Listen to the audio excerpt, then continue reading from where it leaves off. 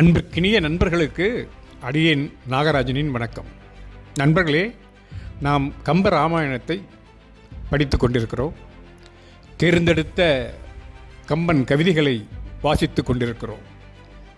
ஆரண்ய காண்டத்தில் ராமாயணத்தின் காப்பிய நோக்கம் ஈடேறும் திருப்பு முனையாக முக்கியமான கதாபாத்திரமாகிய அரக்கி சூர்பனகை அழகியாக மாறி காட்டுக்குள் வந்து ராமனை மணக்க தன் ஆசையை வெளிப்படுத்துகிறார்.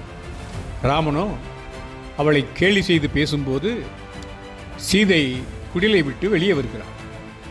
சீதையை கவர்ந்து செல்ல சூர்பனகை முனையும் போது அவள் மூக்கு உள்ளிட்ட அங்கங்களை அறிந்தான் லக்குவன். அவ்வாறு தன்னை அங்கபங்கம் செய்தமைக்கு தன் உயிர் காக்கவும் பழி தீர்க்கவும் தன் அண்ணன் கரண் மற்றும் அரக்கர்களை அழைத்து வந்து கிராம லக்குவர்களை வென்று சீதையை கவர வேண்டும் என்கிறாள்.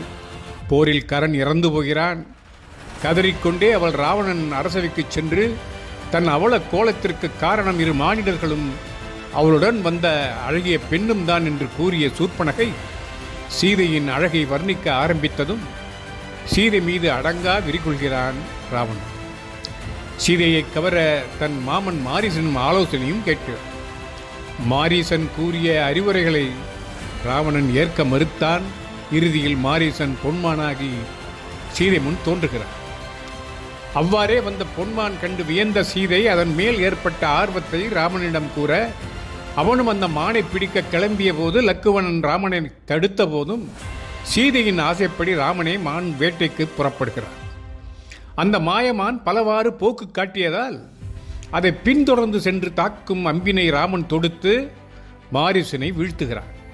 கீழே விழும்போது வஞ்சக நோக்குடன் மாரீசன் ராமனுடைய குரலிலே லக்ஷ்மணா சீதா என்று மரண ஓலம் கொடுத்து கொண்டே விழுந்தாள். இதை கேட்ட சீதை ராமனுக்கு ஏதோ ஆபத்து என்று கலங்கி மயக்கமுறுகிறாள். லக்குவனோ இது ஒரு சூழ்ச்சி என்பதை கூறியதை ஏற்க மறுக்கிறாள் சீதை.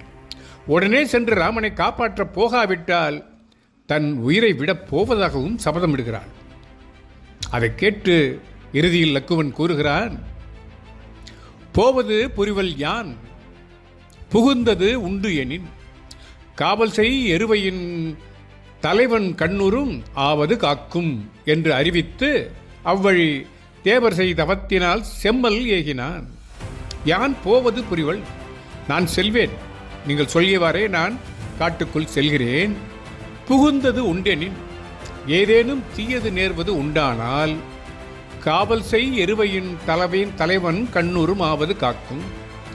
காவல் புரிகின்ற கழுகரசன் ஜடாயு கண்டு தன்னால் என்ற அளவு பாதுகாப்பான் என்று அறிவித்து என சீதையிடம் கூறி செம்மல் தேவர் செய் தவத்தினால் அவ்வழி ஏகினான். தேவர்கள் செய்த தவத்தினால் ராமன் மானை தொடர்ந்து அந்த வழியில் சென்றான். அதே வழியில் லக்குவனும் செல்கிறான். லக்குவன் சீதையை தனியே விட்டு செல்லவும் அப்போது ராவணன் அவளை கவர்ந்து செல்லும் ராவண சூழ்ச்சியின் நோக்கம் நிறைவேறுகிறது அல்லவா? அது தேவர்களின் தவத்தால் இந்த காப்பிய நோக்கத்தை ஈடேறும் வகையில் நடைபெறுகின்ற செயல் என்று கம்பன் நமக்கு சொல்கிறார். அடுத்த பாடல், இளையவன் ஏகலும் இரவு பார்க்கின்ற வலையேற்ற ராவணன் வஞ்சம் முற்றுவான், முளைவரு தண்டு ஒரு மூன்றும் முப்பகை தலையறி தவத்தவர் வடிவம் தாங்கினான். இளையவன் ஏகலும், அதாவது லக்குவன் அவ்வாறு சென்றதும் இரவு பார்க்கின்ற வளை எயிற்று ராவணன். லக்குவன் நீக்கிச் செல்வதை எதிர்பார்த்து காத்திருந்த வளைந்த பற்களை உடைய அரக்கனாகிய ராவணன் வஞ்சம் முற்றுவான். தான் கருதிய வஞ்சகச் செயலை செய்து முடிப்பதற்காக வரிமுளை தண்டு ஒரு மூன்றும், வரிந்து கட்டிய மூங்கில் தண்டுகள் ஒரு மூன்றையும் முப்பகைத்தலை அறி தவத்தவர் வடிவம் தாங்கினான். காமம் வெகுளி மயக்கம் எனும் மூன்று உட்பகையாம் கட்டுகளை அறுத்த தவ வடிவத்தை ஏற்றுக்கொண்டான். அவனுடைய வேடம் பற்றி கம்பன் மேலும் கூறுவது இந்த பாடலை பாருங்கள். பூப்பொதி அவிழ்ந்தன நடையன் பூதலம் தீப்பொதிந்தாம் என மிதிக்கும் செய்கையன், காப்பு அரு நடுக்கரும் காலன் கையினன், முப்பு எனும் பருவமும் முனிய முற்றினான். பூப்பொதி அவிழ்ந்தன நடையன் என்றால் பூவின் இதழ்கள் மென்மையாக விரிந்தால் போல தன்னுடைய நடையை மாற்றிக்கொண்டு செல்கிறான். பூதலம் தீ பொதிந்தாம் என மிதிக்கும் செய்கையா, நிலம் நெருப்பால் நிறைந்துள்ளது போலும் காலால் பட்டும் படாமலும் அடி வைத்து நடப்பவனாய் போகின்றானாம். காப்பு அரு நடுக்குறும் காலன் கையினம், காக்க இயலாமல் நடுக்கம் கொண்ட கால்களையும் கைகளையும் உடையவனாகும். மூப்பு எனும் பருவமும் முனிய முட்டினான். முதுமை பருவமும் பிறர் கண்டு வெறுக்கும் வகையில் முதியவனாகவும் ஆனான் ராவணன். இங்கே பொதி என்றால் இதழ், அரும்பு மலர்கின்ற ஒரு நிலை. அதாவது அரும்பு எப்படி மெதுவாக மலருமோ, மலராக மாறுமோ, அதை போல மெதுவாக அடியெடுத்து வைத்து சென்றானாம் ராவணன். குறுநடையும் குந்தி நடத்தலும் அந்தணருக்கு இயல்பு என்பார்கள். அதை போல அவனுடைய வேடத்திற்கேற்ற நடையை மேற்கொண்டான். சீதையின் குடிலை அடைந்த ராவணன் குடிலுக்குள் யாரெங்கே என்று வினவுகிறான். பாடல்: தோமரு சாலையின் வாயில் துண்ணினான், நாமுதல் குளரிட நடுங்கும் சொல்லினான், யாவரி விருக்கையில் இருந்துளீர் என்றார். தேவரும் மருள் தரத் தெரிந்த மேனியான். தேவரும் மருள் தரத் தெரிந்த மேனியான், அதாவது விண்ணவரும் மயங்கிட மாறுபட்ட தவம் வடிவமுடைய அந்த ராவணன் தோம் அரு சாலையின் வாயில் துணினான். குற்றமற்ற அந்த பண்ணசாலையின் வாயிலை சேர்ந்தான். பண்ணசாலை என்பது சீதை இருக்கும் குடில். நான் முதல் குளரிட நடுங்கும் சொல்லினான்.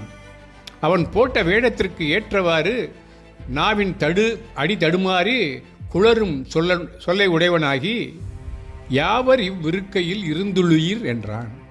யார் இந்த பர்ணசாலையில் இருக்கின்றீர்கள் என கேட்டானாம். தேவரும் மருள்தர என இங்கே கூறுவது, இவன் வஞ்சனைகளை அறிந்த தேவர்கள் கூட இந்த முதியவன் தான் ராமனா என்று அறிய முடியாத வகையில் அந்த வேடம் அமைந்திருந்தது என்கிறான் கம்பன். ராவணன் வேடம் கண்டு அவனை துறவி என்று நம்புகிறாள் சீதை. அந்த பாடல்: தோகையும் அவ்வழி தோமில் சிந்தனை சேகு அறி நோன்பினர் என்னும் சிந்தையால் பாகு இயல் கிழவியால் பவளக் கொம்பர் போன்று ஏகமீன் ஈண்டு என எதிர்வந்து எய்தினாள். தோகையும் அவ்வழி, சீதையும் அந்த வனத்திலே தோமில் சிந்தனை சேகு அரு நோன்பினர் என்னும் சிந்தையால், குற்றமற்ற மனதையும் குற்றமற்ற விரதத்தையும் உடையவர் இவர் எனும் எண்ணத்தால், அதாவது காட்டிலே முனிவர்கள் தவம் இருப்பார்கள் இல்லையா, அதே போல் ஒரு முனிவர் என்று நினைத்து கொண்டாளாம். பாகு இயல் கிளவியால், தேன் பாகு போலும் இனிய சொற்களை உடையவளாகிய பவளக் கொம்பர் போன்று, பவளக் கொம்பு போல அழகை உடையவளாகிய சீதை ஈண்டு ஏகுமின் என எதிர்வந்து எய்தினாள்.